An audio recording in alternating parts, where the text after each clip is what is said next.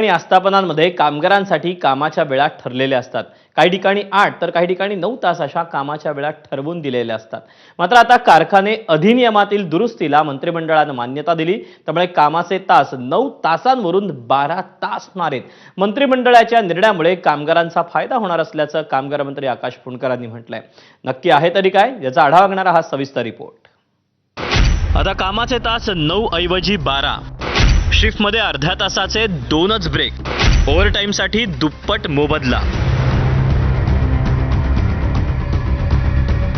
कामगार आणि उद्योग क्षेत्रासंबंधी राज्य मंत्रिमंडळानं मोठा निर्णय घेतला।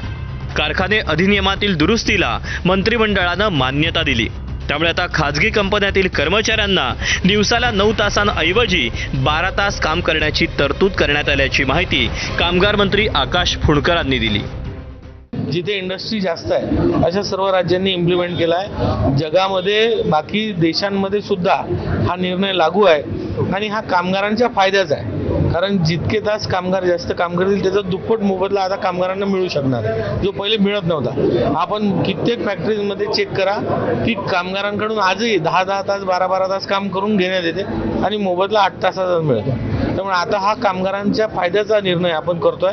यामध्ये कामगारांच्या परवानगीनंतरच हे इम्प्लिमेंटेशन होईल। कारखाने अधिनियम 1948 मधील कलम 65 अंतर्गत ही सुधारणा करण्यात आली। यात नेमके काय बदल करण्यात आले तेही पाहूया। कारखाने, दुकानं, आस्थापनांमधील कामाचे तास 9 वरून 12 तासांवर करण्यात आले। आठवड्याची कामाची किमान मर्यादा 48 तास कायम ठेवली। 48 तासांपेक्षा जास्त काम केल्यास ओव्हरटाईम होईल।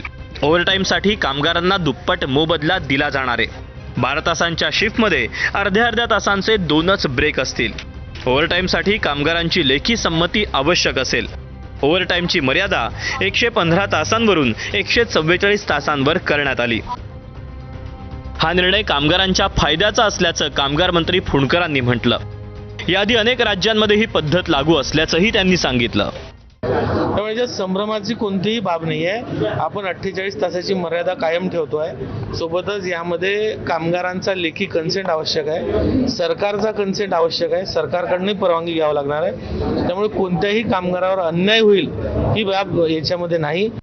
त्यामुळे आता या सरकारच्या निर्णयाला कामगार वर्गाकडून कसा प्रतिसाद मिळतो हे पाहणं महत्त्वाचं ठरेल। मनोज जयस्वालसह ब्युरो रिपोर्ट, एबीपी माझा, मुंबई।